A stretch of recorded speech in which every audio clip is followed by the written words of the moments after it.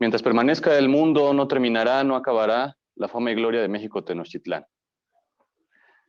Gracias a todos los que nos están sintonizando en esta transmisión del foro virtual del Parlamento Nacional Indígena Ciudad de México, con motivo de la Semana y Día Internacional de los Pueblos Indígenas, el de la voz, un servidor, Ituriel Moctezuma Tecuzoma Teutlahua, pues agradecido con esta distinción de invitarme a participar en esta ronda de conferencias que el comité organizativo ha preparado para todos ustedes. Y pues yo vengo aquí a hablarles acerca de un tema de novedad, pero de un tema de interés nacional y que también está conectado con nuestras raíces y con nuestra ancestralidad. El tema que yo he preparado para todos ustedes es los nuevos linajes de México Tenochtitlán. Y antes de abordar la temática central de esta ponencia, me gustaría dar una introducción y poner en contexto lo que vamos aquí a compartir. Bueno, en esta primera lámina que aparece aquí, desplegada en la pantalla, está el nombre de un servidor, el nombre de la ponencia, damos por iniciado. Es una costumbre para un servidor y para el colectivo al cual yo pertenezco, el colectivo mexicanista Pueblo de la Luna y Alcalmeca Metzitzin, que cada vez que iniciamos un evento, una reunión o una ceremonia, nos fijamos y nos posicionamos en la fecha anahuaca en la que estamos transitando. Entonces, por eso esta segunda lámina, después del nombre de la ponencia, es la lámina de la fecha de hoy, en el calendario de Tenochtitlan. Hoy es un día 3 lagartija, de la trecena del viento, el séptimo día del mes de Tlazochimaco, de nuestro año 8 pedernal, Chicuelli Tecpan. Este día, como se muestra aquí, pues también puede ser dicho en náhuatl, como aparece en la parte de acá abajo. Me voy a permitir leerlo para los que no alcancen a ver desde la pantalla. Axcanticat Yei Cuetzpalin, Ipan Tlazochimaco Mesli, Ipan Chicuelli Tecpat Xihui. Bueno, pues ya dicha la fecha, ya dicho el nombre de la ponencia, entramos en materia y esta frase me parece que ejemplifica y representa todo lo que vamos a decir en este pedazo de día. Nosotros nos consideramos no los últimos mexica del ayer, sino los nuevos mexica o los primeros mexica del nuevo sol. Nosotros, los capitalinos, la gente mexicanista, la gente de la mexicanidad, la gente que tenemos en mayor o menor grado algún linaje o alguna representación comunitaria, que hemos abrazado la cultura y la ciencia de nuestros ancestros, no podemos considerarnos un simple rezago de ese pasado glorioso. Nosotros nos consideramos los refundadores de este anáhuac, los refundadores de México Tenochtitlan, y por eso nuestra forma de pensar va encaminada no en imitar a los ancestros, sino perfeccionar su trabajo, emularlos y retomar todas esas bases históricas, todas esas bases culturales y científicas que nos legaron, para adaptarlas y actualizarlas a este nuevo siglo XXI, nuevo sol. Entonces, esta frase es un lema que nosotros usamos y que nos identifica y que representa a nuestro Calpulli Pueblo de la Luna, organización 100% mexicanista. Bueno, aquí yo muestro algunas imágenes de los trabajos nuestros como colectivo Pueblo de la Luna. Somos una familia, como lo he dicho, una familia mexicanista que difunde, preserva y vive la ciencia y la cultura de México Tenochtitlan. Como pueden ver, aquí escogí 3 fotos muy representativas, donde mostramos cómo un servidor y toda la comunidad de la cual formo parte y que orgullosamente represento, nosotros llevamos a cabo la vida ceremonial, la vida social y la vida política que nuestros ancestros mexica Tenochca en su momento desarrollaron.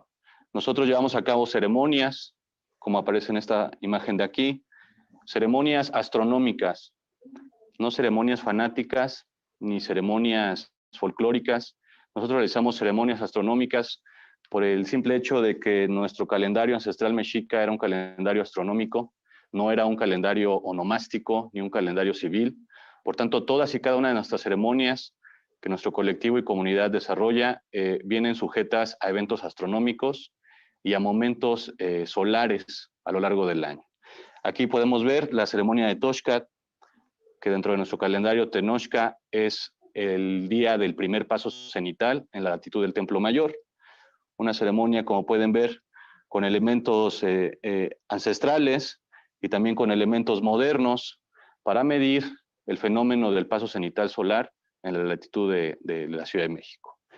Y también hacemos ceremonias en conjunto con otros grupos, como muestra aquí esta imagen, que es la ceremonia del Año Nuevo que se realizó en marzo en el Zócalo, donde cada año se hace una gran danza muy concurrida para levantar la bandera o el estandarte de la energía del año que entra. Entonces, un servidor en compañía con todos los muchos más colectivos, personas destacadas, notables y mexicanistas de corazón, y gente del interior de la República, de algunas etnias importantes, pues nos acompañan en esta celebración. Esta imagen es hermosa porque pues aquí podemos ver la buena convivencia y cómo la gente abarrota el Zócalo para llevar a cabo esa ceremonia y esa danza. Pero no todo es religiosidad. Como había comentado, pues también está la parte política, la parte social, y esta imagen de acá arriba pues ejemplifica todo eso. Esta imagen es de febrero, del pasado mes de febrero. Un servidor acudió a la Cámara de Diputados por invitación de nuestro hermano Álvaro Vizueda Redondo, en compañía de muchos colectivos y personas de diferentes orígenes de la República, para participar en el foro temático de los saberes ancestrales que organizó la Comisión de la Cámara de Ciencia y Tecnología. Y el motivo de esa reunión y de ese evento fue darle el soporte, darle el sustento documental, histórico y científico para que los diputados lograran votar a favor una iniciativa de ley que elevó a categoría de saberes, a categoría de ciencia todos los saberes ancestrales. Misma iniciativa que ya se ve reflejada en el Diario Oficial de la Nación y que modifica los artículos de la Ley de Ciencia y Tecnología del país, donde ya todos los conocimientos de los pueblos autóctonos, indígenas, originarios y de nuestra cultura de linaje, pues ya son elevados a categoría de ciencia y ya no como mera folclore o tradición. Eso es un paso importante porque se está reconociendo que en Anáhuac existía ciencia y por tanto existían científicos, existían astrónomos, existían médicos, no curanderos, existían matemáticos, no adivinos, existían filósofos, no fanáticos.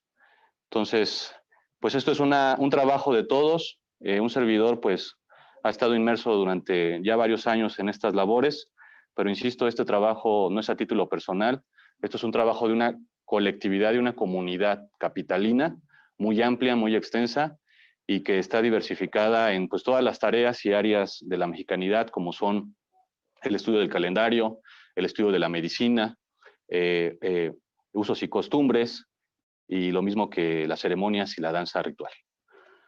Bueno,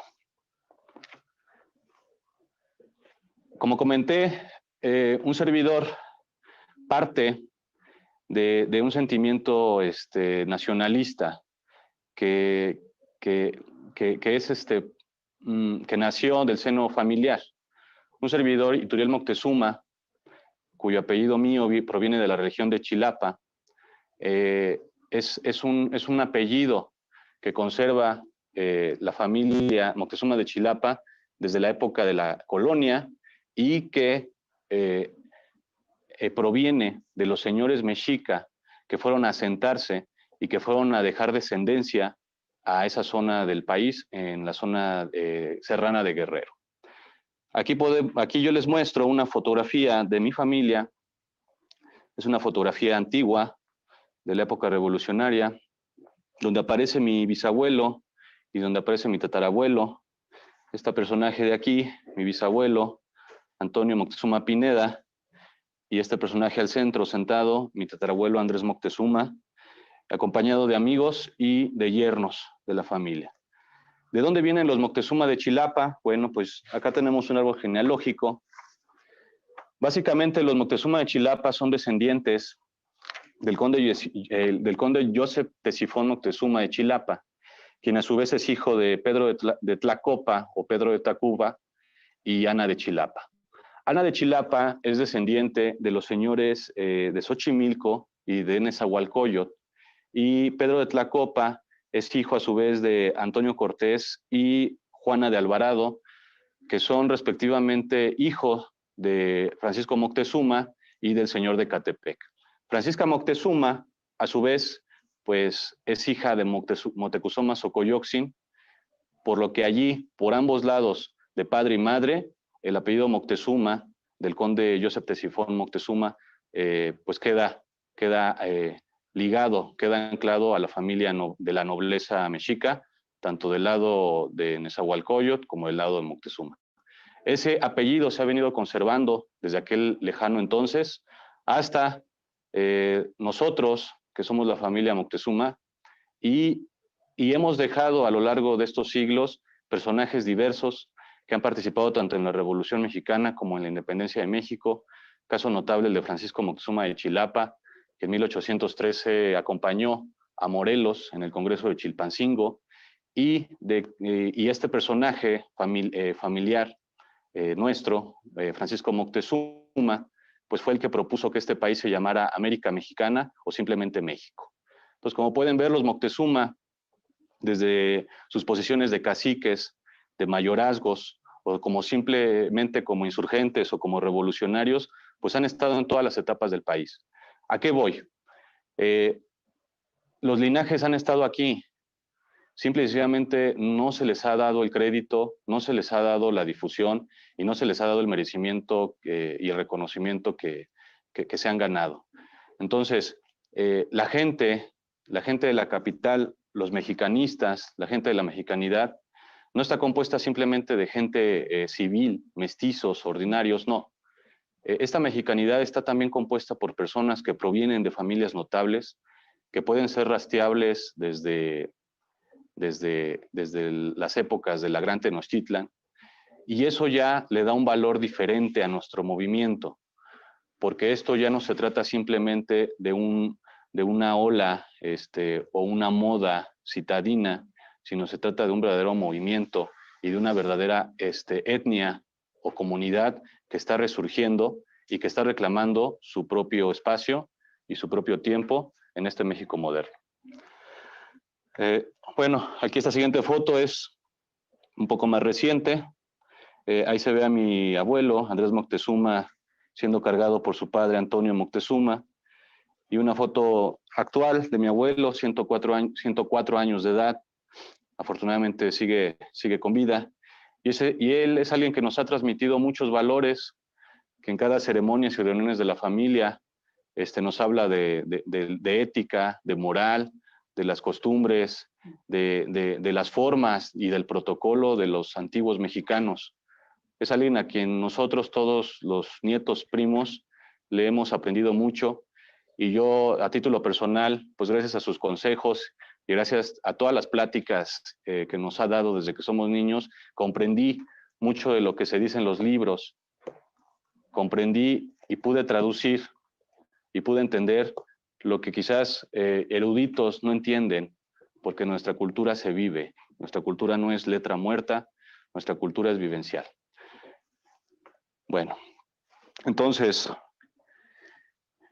¿por qué hablamos de los nuevos linajes de México Tenochtitlan? Porque así fue la historia de Tenochtitlan. A Tenochtitlan nadie le dio su lugar. Tenochtitlan y los señores mexicas o los señores mexicanos se ganaron a pulso su posición en el anáhuac. Entonces, nuestra tradición como mexica es justamente esa. Nadie nos va a dar un reconocimiento, no lo estamos pidiendo. Nadie es para autoridad para decirnos si somos o no somos. Simplemente nosotros nos lo estamos ganando.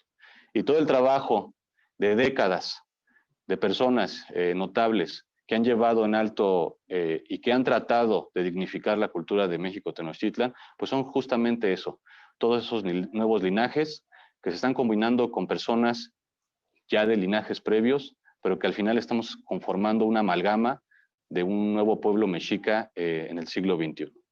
Entonces, es importante que se sepa, y por eso hicimos esta lámina muy bella, que leo a continuación. Todos los pueblos somos indígenas. Los blancos son indígenas de Europa, los rojos son indígenas de América, los negros son indígenas de África y los amarillos de Asia, porque el sagrado maíz es de todos esos colores. Entonces, remitiéndonos a la cosmovisión ancestral, el hombre fue hecho de maíz. Y si el maíz tiene todos estos 4 colores, que son los mismos colores del color de piel de los diferentes grupos humanos a lo largo y ancho del planeta, eso significa que todos somos ancestrales. Eso significa, desde la perspectiva y pensamiento mexica, que todos somos nativos de este mundo y que todos somos indígenas. Me parece que llegó el tiempo en el que la gente de la ciudad reclame y haga buen uso de su condición de indígena. Nosotros somos indígenas de Tenochtitlán, porque aquí nacimos, porque estamos representando a esa cultura, porque estamos llevando a cabo tareas originarias que muchos otros pueblos hermanos indígenas quizás ya no llevan, ¿no? El llevar estas ceremonias, el llevar a cabo estas danzas, el llevar a cabo estas observaciones de los astros, el llevar a cabo estos sembradíos que tenemos en las orillas de la ciudad en base a la agricultura ancestral, en base a los tiempos y a los marcadores solares y a todo la ritualística, eso es ser originario, porque el originario en este país no es la religión católica, lo originario en este país es la Mexicáyotl, es la Toltecáyotl. Entonces, nosotros como indígenas, como nativos de Tenochtitlan, estamos realmente siendo originarios. Si aquí el tema es un tema de color de piel, eso ya entra en el racismo. Nadie por su color de piel puede ser catalogado o no indígena, porque precisamente aquí estamos dando la explicación. Todos los colores de piel son indígenas de algún lugar. Entonces, la invitación es que seamos mejor que los invasores, la invitación es que seamos mejor que los colonialistas, que seamos mejor que los esclavistas, dejemos atrás el sistema de castas. Estar hablando de mestizos, de indígenas, de no indígenas o de no mestizos es racismo. Mejor hablemos de mexicanos, hablemos de viejos linajes y hablemos de nuevos linajes. Esta forma de pensar, de dividir al mundo entre indígenas y no entender que todos somos indígenas en cierto o menor grado, es una herencia occidental, una herencia imperialista. Y aquí está un cuadro donde pongo cómo la sociedad novohispana, sumida en un racismo tremendo que trajo Europa con la corona vaticana y la corona española, dividió a la sociedad según su color de piel, según su origen. Y quizás no tiene nada de malo en clasificar a los hombres, en hacer un catálogo de las razas, no tiene nada de malo en ello. Lo que está mal es que se use ese argumento para dar derechos exclusivos a cierto grupo de personas basados en su color de piel. Y vean nada más todas las castas que existía en esta sociedad novohispana y ese pensamiento racista de segregar, de dividirnos, es lo que estamos heredando. Y en un parlamento tan digno como es el parlamento indígena, debemos entender que en ese parlamento caben todos, porque todo el mundo es indígena. Y no hacer distinciones por color de piel, porque vuelvo a lo mismo. Es igual de indígena un alemán de Alemania que un zapoteco de Oaxaca. ¿Por qué? Porque los dos son originarios de esa región, porque los dos son igual de ancestrales y porque los dos tienen mucho que dar a este mundo. Y mejor pensemos en que lo verdaderamente originario y el verdadero color que importa es el color de nuestro interior y el color de nuestros actos. Bueno, Pues todos somos mexicanos. Todos somos mexicanos, no importa la ciudad o la etnia a la que pertenezcamos, todos por derecho constitucional, por derecho de nacimiento somos mexicanos. Y aparte de ser mexicanos, pues somos de algún pueblo, somos de algún linaje, somos mayas, somos zapotecos, somos mixtecos, somos otomíes, raramuris, purépechas. Sí, todos tenemos esas clasificaciones que en global podríamos decir que somos anahuacas. Pero lo primordial y lo principal es entender que todos somos mexicanos. No porque alguien sea maya, no porque alguien sea purépecha, no porque alguien sea otomí, deja de ser mexicano. Claro que conserva su linaje. Eso es de lo que estoy hablando. Es importante que los mayas, que los purépechas, que los otomís conserven sus linajes y los enriquezcan, pero no que se haga un uso perverso de esa clasificación para empezar a difundir la nefasta idea de que no somos mexicanos, de que somos una etnia, porque eso es lo que quieren los enemigos del país, que el país entre a una balcanización, que el país empiece a fracturarse por movimientos separatistas del malentendido indigenismo. Eso no queremos los mexicanos, eso no queremos los mexicas, eso no queremos los anahuacas de este siglo. Entendamos que heredamos un país hermoso, que de momento se llama México, pero que bien se puede llamar Anáhuac, porque también eso fue una de las ideas de Morelos en el Congreso de Chilpancingo, y que todos conservemos nuestros linajes, nuestros territorios, nuestras costumbres, nuestras tradiciones y nuestros calendarios, pero que todos sentamos partes de esta civilización madre Anáhuac y no estemos reclamando cerros, ríos y cielos para quitárselo a un mexicano. Reclamemos todos esos cielos, ríos y cerros para cuidarlos, para realmente darles un uso bello y no para arrebatárselo a un hermano connacional. Entonces, aquí está este grupo indígena que se llama Mexica, que no aparece en los catálogos etnográficos porque se asume que fue extinto, que fue erradicado. No es así, no es verdad. Estos 13 señores Mexica, estos grandes gobernantes, desde Tenoch, Meshi, hasta Moctezuma Xocoyotzin, Cuitláhuac, Cuauhtémoc, todos ellos dejaron hijos, todos ellos dejaron estirpe. Y todos esos grandes guerreros que sobrevivieron a la invasión de 1521 también dejaron familias, y muchas de ellas continúan en esta ciudad. Y muchos de ellos han recobrado su conciencia y han recobrado su forma venerable de vida, y están reclamando por derecho propio el pertenecer a esa tribu, a ese grupo indígena llamado Mexica. Entonces, no lo descartemos. Todos los capitalinos que siguen la mexicanidad, claro que entran en la categoría de indígena, porque si no remitimos a la definición de indígena que la propia Real Academia de la Lengua expresa, en ningún momento entra un tema racial. Indígena, según la RAE, es originario del país de que se trata. Aquí no dice solo gente morena, ni dice solo gente blanca. Dice originario del país del que se trata. Y por tanto se hace extensivo, originario de la ciudad de que se trata. Y si nosotros vivimos en un lugar donde debajo de la planta de nuestros pies están los cimientos de Tenochtitlan, hoy Ciudad de México, por tanto somos indígenas de Tenochtitlan. Y no simples mestizos, ni simples ciudadanos que son parte de una ola o una moda o de un hobby, como mal se expresan ciertos grupos acerca de la Mexicayo. Bueno, mestizo, según la RAE, es una persona nacida de padre y madre de diferentes razas. Eso prácticamente el 80% de la humanidad cae en esa categoría, ¿no? Si no es que toda la humanidad. Porque la raza amerindia, la raza peruana, la raza mexicana también se mezcló. O sea, no hay necesidad de que sea mezclado un blanco con un moreno para hablar de un mestizo.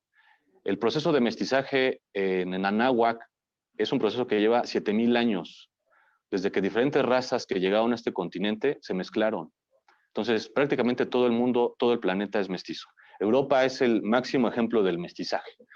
La Unión Europea tiene todos los colores y todos los tonos de piel y ha sufrido invasiones asiáticas, invasiones africanas, y a su vez su desmesura del siglo XVI llevó esa genética a otros continentes, por lo cual realmente todo el planeta es mestizo.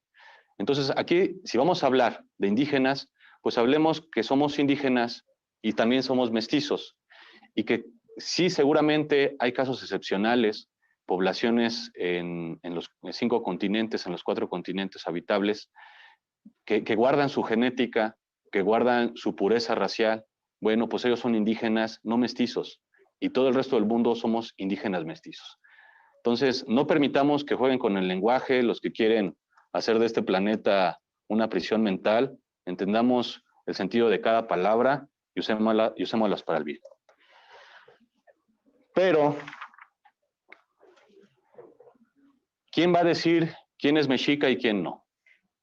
¿Quién es esa persona que va a decidir quién cae en la categoría de indígena mexica y quién no? Bueno, pues esa persona somos nosotros mismos. Y basados en la tradición, basados en nuestras costumbres, en el México Tenochtitlan las decisiones se hacían por consejo y por conformidad. Al inicio de la etapa y de la creación, en los tiempos de la fundación de Tenochtitlan, la nación era dirigida por gente notable y caudillos que crearon un consejo donde todo se votaba y donde no había un tirano o una sola persona que eligiera. Entonces, eso es lo que vamos a hacer nosotros y lo estamos haciendo. Actualmente existen muchos grupos ya amalgamados con varios colectivos. Hay gente que está creando consejos y la tocan de grupos mexicanistas, de grupos mexica. Conozco varios de ellos, grandes amigos conforman esos grupos, esos consejos, y vamos hacia allá, a crear un consejo único de todas las personas mexicanistas, de todos los indígenas de Tenochtitlán, para que allí nosotros decidamos, en base a las fuentes, en base a la tradición y en base a lo fidedigno, cuáles van a ser los lineamientos para que seas considerado de la etnia mexica o simple y sencillamente se te invite a que reúnas ciertas características para que pues tú puedas ser parte de esta comunidad. No queriendo decir que dejamos de ser mexicanos, no queriendo decir que dejamos de ser anahuacas y no queriendo decir que vamos a tener más derechos o menos derechos que todos los hermanos indígenas de las otras 63 etnias y lenguas reconocidas. Entonces, aquí hay un ejemplo de la forma organizacional del México Tenochtitlan, con el tlatoani, el portavoz, el representante de todos, a la cabeza.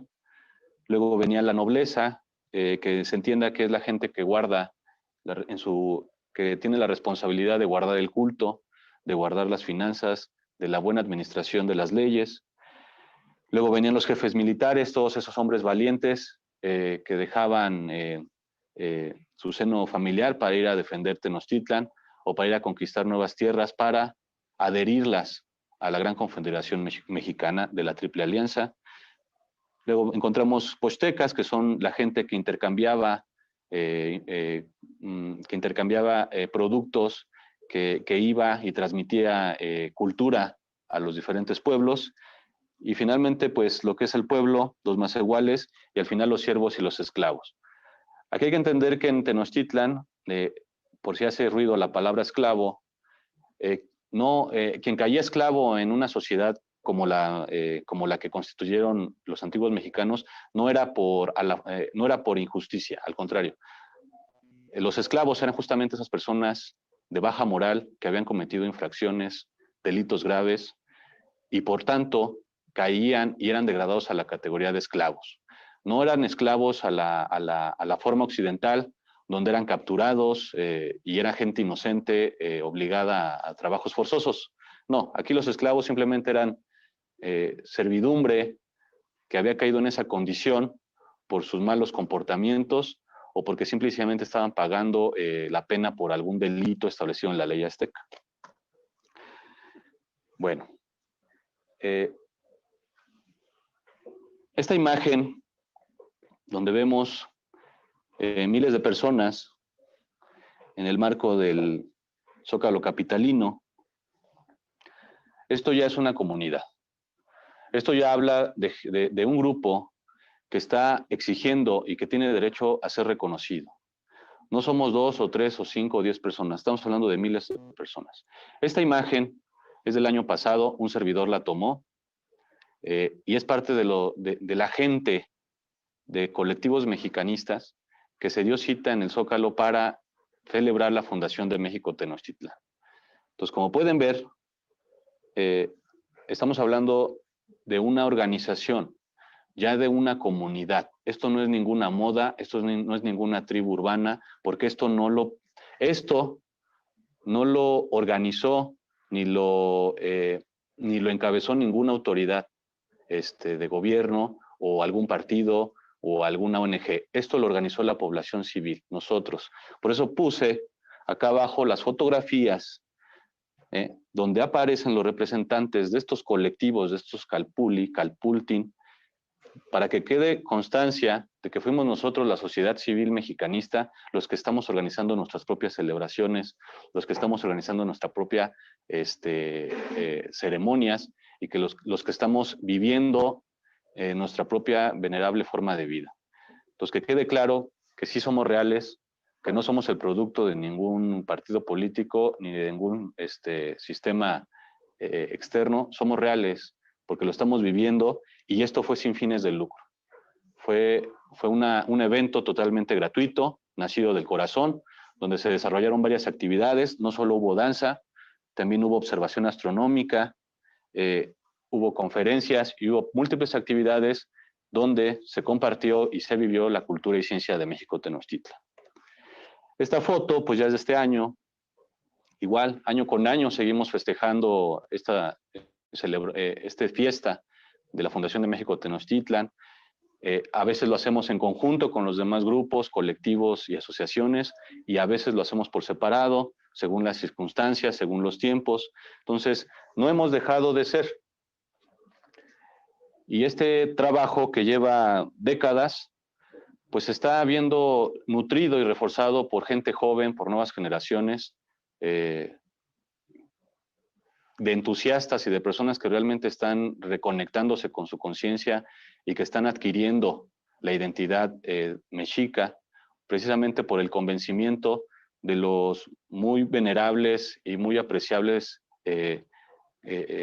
conocimientos que nuestra cultura ancestral nos puede ofrecer y que pues simplemente es una forma de vida acorde a la naturaleza, acorde a las leyes universales, donde no estamos transgrediendo nada, donde simplemente nos estamos identificando como el reflejo del cosmos, donde nuestra forma de alimentación, nuestra forma de comunicarnos, nuestra forma de vivir es acorde a lo que el mundo espera de nosotros, a lo que la naturaleza nos exige.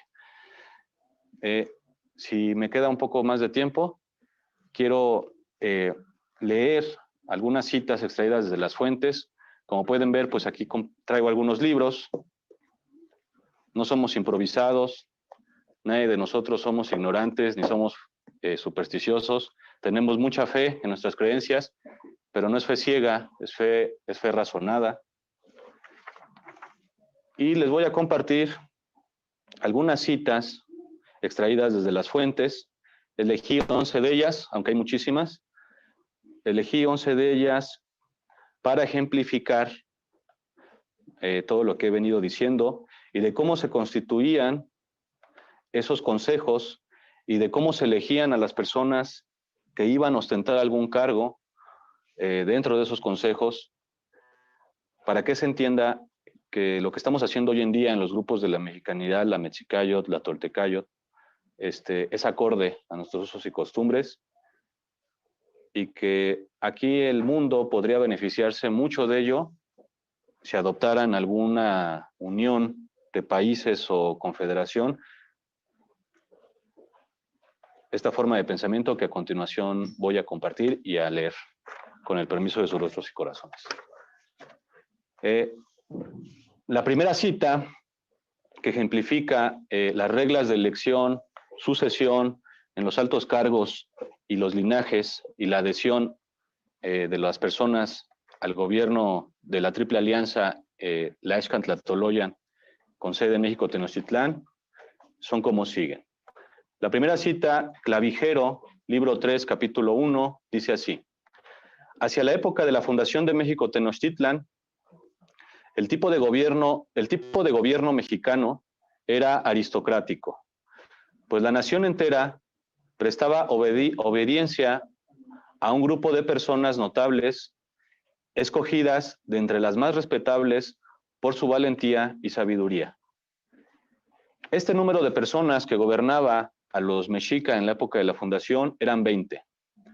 Luego, conforme creció la nación, los mexicanos impulsaron a convertir su aristocracia en un señorío, y la elección del primer soberano, Ohuetlatoani, recayó en el clamor popular. No fue una institución, no fue alguien ajeno a los mexicas, fue su clamor popular. Su propia gente eligió a su representante más, a su dignatario más alto, y de acuerdo a las fuentes, ese primer Tlatoani fue Acamapistli, y a partir de Acamapistli proviene todo el linaje de los señores Tenochca. Moctezuma, Huitzilihuit, Tizoc, Ahuizot, todos ellos son parte de ese linaje, de ese primer gran dignatario, de cuando la sociedad mexica pasó de una aristocracia a un gran señorío que gobernaba con un senado, tlatocan o gran consejo. La cita 2 viene de Torquemada, libro 9, capítulo 27. La sucesión de los cargos dependía de los resultados de la elección de un consejo gobernante y el parentesco del linaje se tomaba en consideración. Una vez más, aquí queda claro que los linajes sí importaban, pero no eran determinantes para elegir a las personas que ocupaban algún cargo, porque también se tomaba en cuenta su valía y su reputación y su conocimiento. La cita 3 es de Gomara, página 138.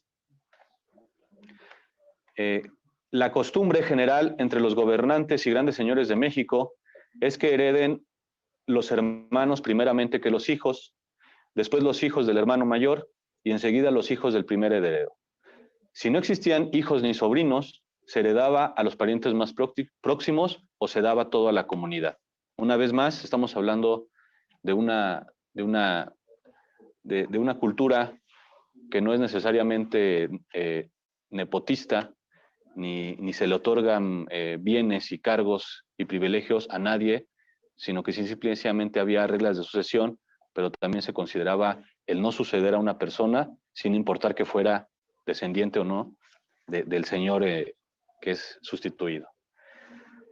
Otra cita, Clavijero, libro 7, capítulo 6. Quien llegaba a la corona mexicana o Ohuetlatoani era un cargo electivo, y para ello había 4 electores a cuyo juicio y decisión quedaban sometidos todos los votos de la nación.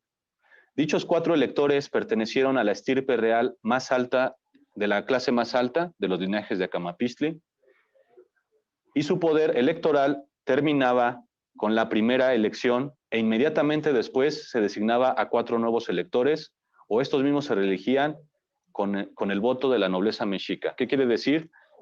Que a ti te elegían, tú no te autonombrabas, ni te nombraba un poder externo, y esos electores también eran reelegidos, precisamente para que no se diera el vicio o malas prácticas, donde el que elige y el elegido están en un contubernio o son parte de de un acuerdo oscuro, ¿no? Otra cita de Alonso de Zurita, página 45. Para que el Tlatoani pudiera gobernar, debía tener 30 años o más de edad. Esto es muy importante. Traemos el prejuicio occidental de que el más viejo es el que debe dirigir. No es verdad. Eso es una mentalidad judio-cristiana. Los patriarcas no necesariamente son personas que deben ser ancianas, y aquí está muy claro en nuestra cultura. En nuestra cultura bastaba con que fueras un hombre de honor, un hombre que alcanzaras la mayoría de edad, y decidido y dispuesto a escuchar los consejos de los sabios para que tú fueras el encargado de dirigir la nación.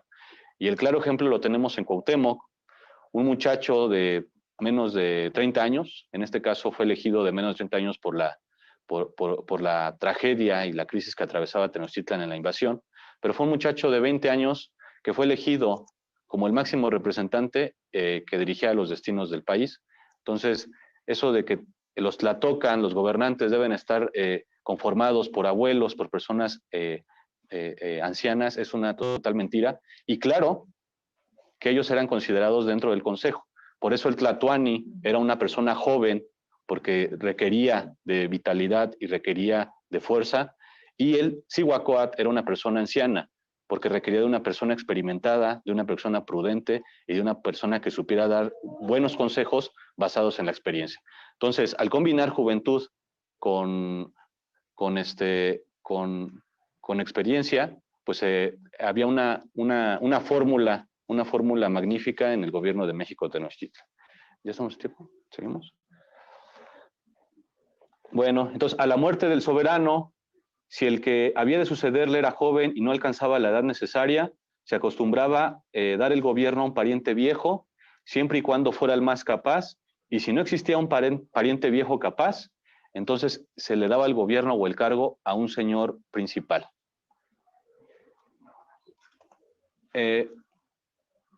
Sexta cita de Brosir Bourbourg, del libro Historia, tercera, página 584. Los señores de México, de Texcoco y de Tacuba acostumbraban dejar en su autoridad a todos los señores naturales de las provincias que habían conquistado, y éstas podían considerarse como próximos en el rango de linaje de la Triple Alianza. Los verdaderos conquistadores no fueron los españoles ni los europeos. Los verdaderos conquistadores de esas tierras fueron los mexicas. Ellos, cuando iban a una campaña para conquistar algún pueblo, alguna nación, ellos no imponían un dios, ellos no imponían a un gobernante, ellos no imponían ni siquiera su idioma. Ellos lo único que pedían es que se sujetaran al liderazgo de México Tenochtitlan, donde estaba resguardado el conocimiento de Tetula, el conocimiento del Teotihuacán, y a cambio de ese pacto entre pueblos, se les permitía a todos aquellos conquistados y adheridos a la Triple Alianza conservar sus costumbres, conservar sus linajes, conservar sus formas de vida. Lo único que se pedía también a cambio es compartir los productos, compartir la economía, compartir las riquezas. Ese era el famoso tributo mexica, que no era algo oneroso, ni era algo pesado para cumplir, como mienten muchos teóricos. Simplemente todas esas grandes mercancías que llegaban y se concentraban en el Tianquistli, en la comarca o aduana de Tlatelolco, eran después redistribuidas a los diferentes confines de Anáhuac. No se lo quedaba a México Tenochtitlan. Eso es una falacia. Tenochtitlan no consumía esos cientos de mantas, esas cientos de sacos de comida. Tenochtitlan no lo consumía. Tenochtitlan tenía sus propios agricultores, tenía sus propios artesanos. Él simplemente lo que hacía México Tenochtitlan era concentrar las riquezas de toda su confederación en un punto para que los señores de los mercados redistribuyeran esa riqueza a todos los congregados, a todas las naciones y señoríos afiliados. Eso es una forma de economía sabia, correcta y ejemplar, y no el cuento que nos quieren vender de que el tributo mexica era esclavizante y era empobrecía a las personas.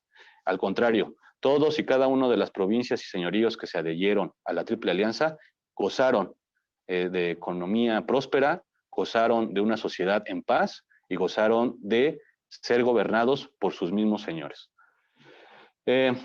Clavijero, libro séptimo, capítulo 13.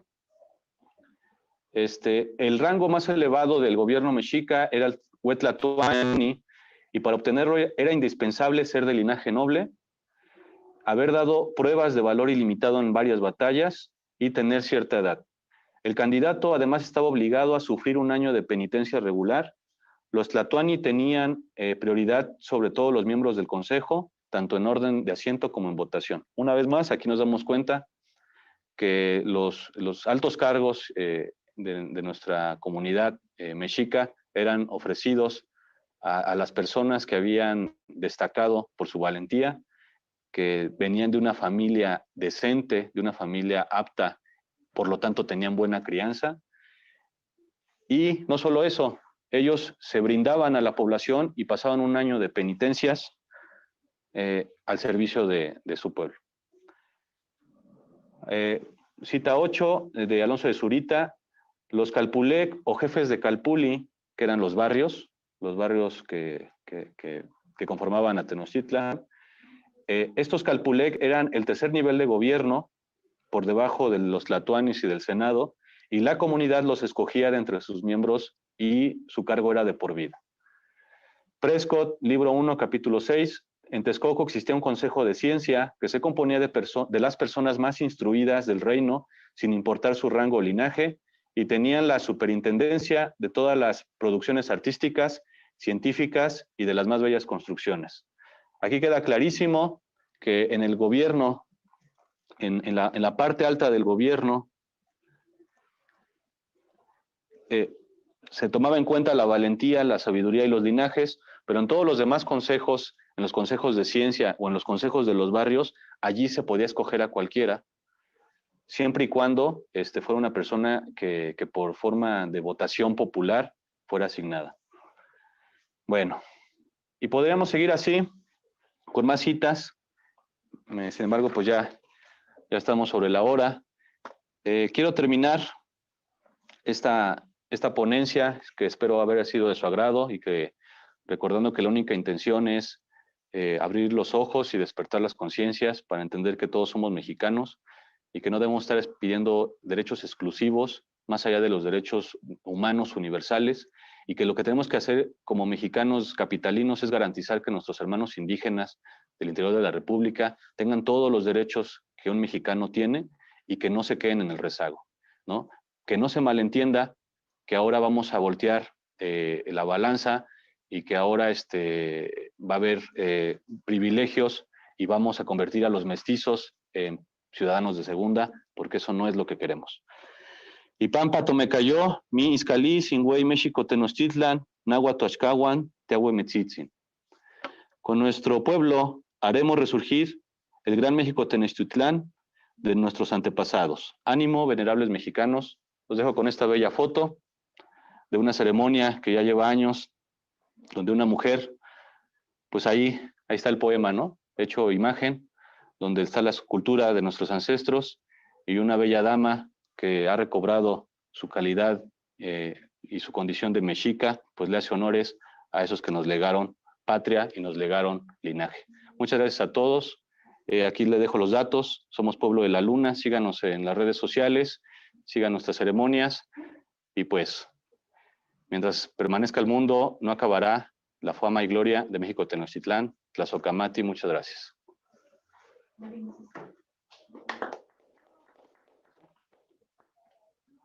Gracias.